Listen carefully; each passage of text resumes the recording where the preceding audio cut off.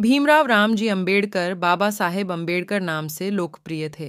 वे भारतीय अर्थशास्त्री, राजनीतिज्ञ और समाज सुधारक थे।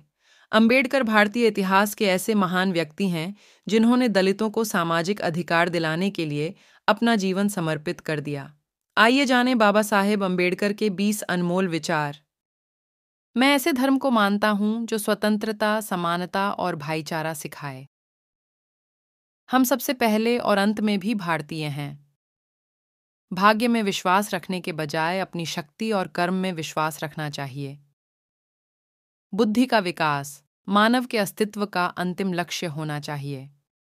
जब तक आप सामाजिक स्वतंत्रता नहीं हासिल कर लेते, कानून आपको जो भी स्वतंत्रता देता है वो आपके किसी काम की नहीं।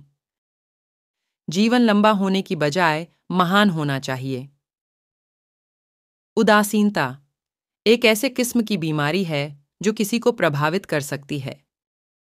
यदि हम एक संयुक्त एकीकृत आधुनिक भारत चाहते हैं तो सभी धर्मों के शास्त्रों की संप्रभुता का अंत होना चाहिए। जो कौम अपना इतिहास तक नहीं जानती है, वे कौम कभी अपना इतिहास भी नहीं बना सकती हैं। यदि मुझे लगेगा कि संविधान का दुरुपयोग हो रहा है तो सबसे पहले मैं इस संविधान को ही जलाऊंगा। एक इतिहास लिखने वाला इतिहासकार सटीक, निष्पक्ष और ईमानदार होना चाहिए। समानता एक कल्पना हो सकती है, लेकिन फिर भी इसे एक गवर्निंग सिद्धांत रूप में स्वीकार करना होगा। हिंदू धर्म में विवेक, कारण और स्वतंत्र सोच के विकास के लिए कोई गुंजाइश नहीं है।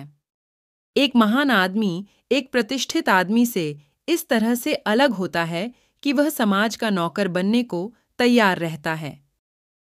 पति पत्नी के बीच का संबंध घनिष्ठ मित्रों के संबंध के समान होना चाहिए। हर व्यक्ति जो मिलके सिद्धांत कि एक देश दूसरे देश पर शासन नहीं कर सकता को दोहराता है, उसे ये भी स्वीकार करना चाहिए कि एक वर्ग दूसरे वर्ग पर शासन नहीं कर सकता। इतिहास बताता है कि जहां नैतिकता और अर्थशास्त्र के बीच संघर्ष होता है, वहां जीत हमेशा अर्थशास्त्र की होती है। निहित स्वार्थों को तब तक स्वेच्छा से नहीं छोड़ा गया है जब तक कि मजबूर करने के लिए पर्याप्त बल न लगाया गया हो। मनुष्य नश्वर है, उसी तरह विचार भी नश्वर हैं।